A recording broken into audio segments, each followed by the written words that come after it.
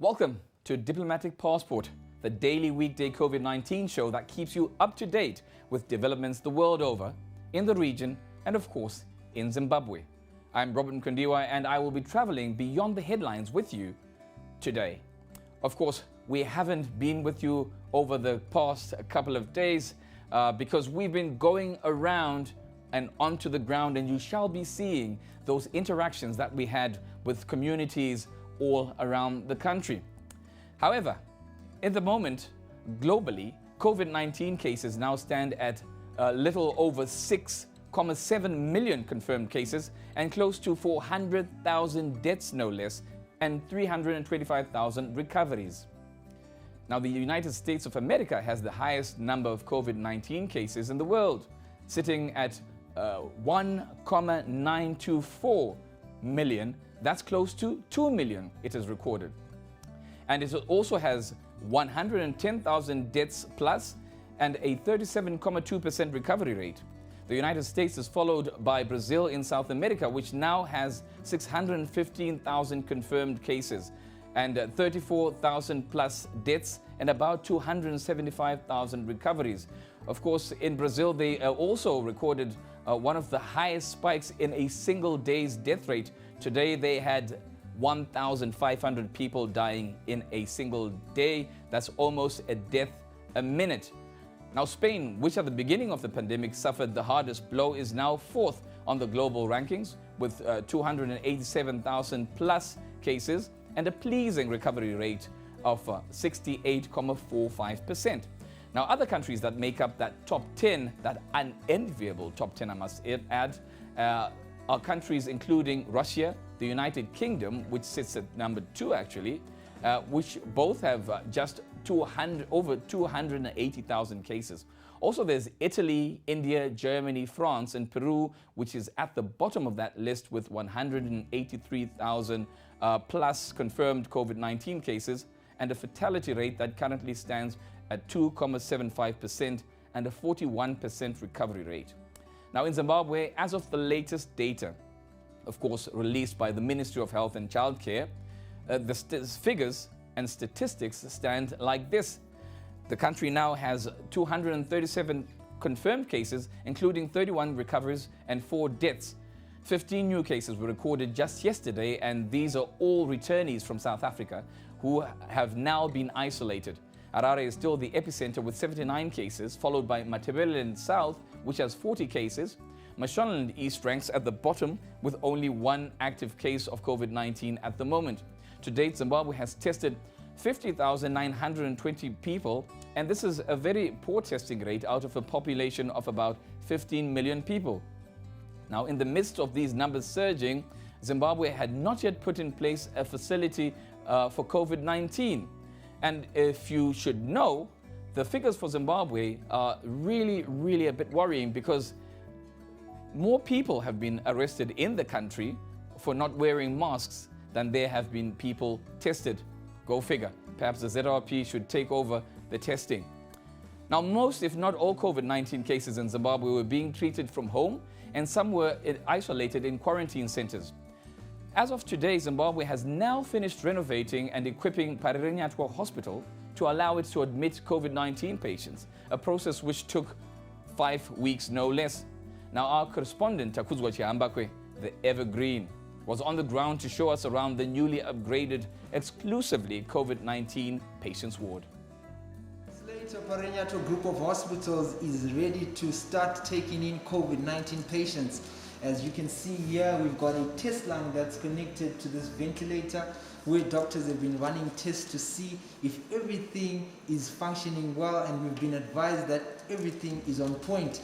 Also, just looking at this bed, we've seen a suction that's down there where if one has got a lot of mucus in their system, that they can have that sucked out, and up there is a monitor that is just going to be checking if the brain is functioning well whilst the patient is on the ventilator. We also have this section here within the ICU center where the other ICU beds are set up. We've been told that this section can take 20 beds at the moment, and if stretched, it can go up to as much as 27. They're just waiting for some of the ventilators to arrive. But at the moment, the hospital can admit 20 patients. Up in the air here, we've got the section where air is coming through, the oxygen from outside the hospital is coming through, and once it's in this place and it's contaminated, we have this section here where it's going to be taken out, the negative air pressure section, where the air that is contaminated will be burnt at about 80 degrees Celsius before it is released back out into the atmosphere. So this Paranatua group of hospitals is ready to start taking in COVID-19 patients, and they are saying everything is moving well at the moment. Back to you guys in the studio. Takuzwa Chiambakwe, they're using his diplomatic passport to get us beyond the headlines to actually see the inside of that newly renovated, exclusively COVID-19 patients ward at Parirenyatwa Hospital in Harare. Now, like the rest of the world, in March, South Africa went on lockdown in an effort to curb the spread of the coronavirus. It, however, had some of the strictest restrictions compared to most other countries, which also included an unpopular ban on the sale of alcohol. Now, South Africa has, however, started to slowly ease these restrictions to levels 3 out of 5, but still, the government was taken to court and ordered by the High Court to revise some of those restrictions, taking into cognizance their implications on human rights. Now, legal appeals against these measures were brought by a lobby group called Liberty Fighters Network in May on the grounds that they were unconstitutional, violating South Africa's Bill of Rights, and the order was, however, suspended for 14 days, and that's 14 working days, leaving the rules in place for now. But of course, now that alcohol ban has been lifted, and they're drinking just like us on a Good Friday evening. Now in Zimbabwe, the Zimbabwe School Examination Council, ZIMSEC, has been contemplating on the idea of putting June exams in motion, and the timetable has been set to start on the 30th of June 2020. But this is yet to be approved, of course, by the responsible ministry.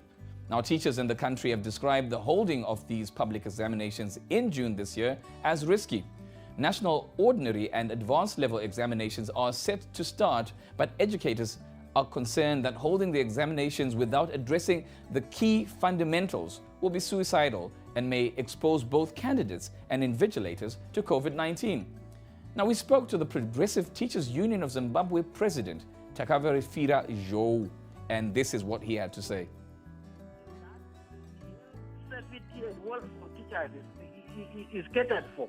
So we don't have testing kits in schools, we don't have thermometers in schools, we don't have sanitizers in schools, we don't have PPEs in schools.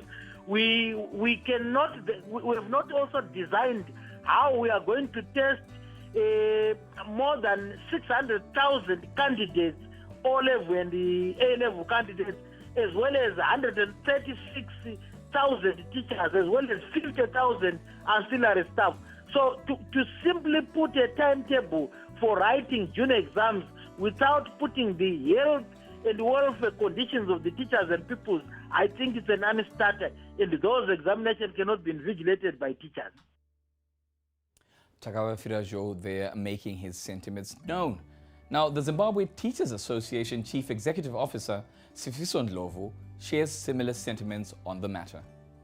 ZIMSEC is a parastatal, and being a parastatal, ZIMSEC is also an institution that is under the Ministry of Primary and Secondary Education. So, in my view, government has not announced yet. What we've heard is ZIMSEC's plans being announced, and I don't think ZIMSEC is authoritative enough to command schools to open regardless of the challenges that are there.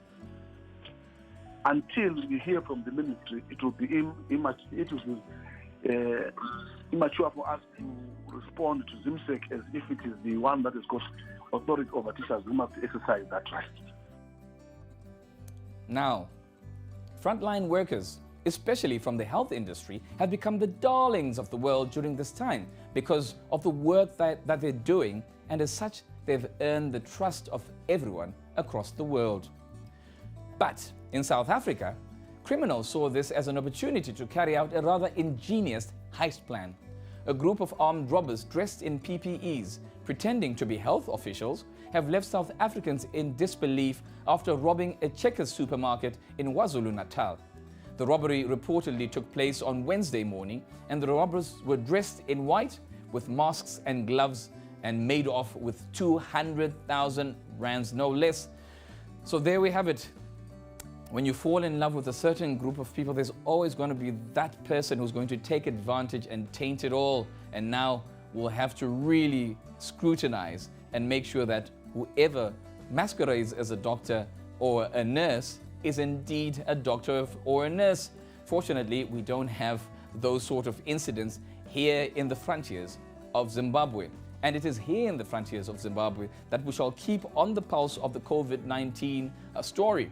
Now, that's all for today, but keep your contributions coming to my Twitter handle at Zimrobbie, that's ZIMROBBIE, and on my email address on robertnkondiwa@ztn.co.zw. Tell us what you think about the June examinations and whether they should be held. Do you think your children should go back to school and write those examinations? And of course, they'll probably have to become the winter exams, because if they're not written in June, they certainly cannot be the June examinations. Anyway, from me, Robert Nkondiwa, to all of you, thank you for staying at home and staying safe. Have a great weekend, and drinks on me.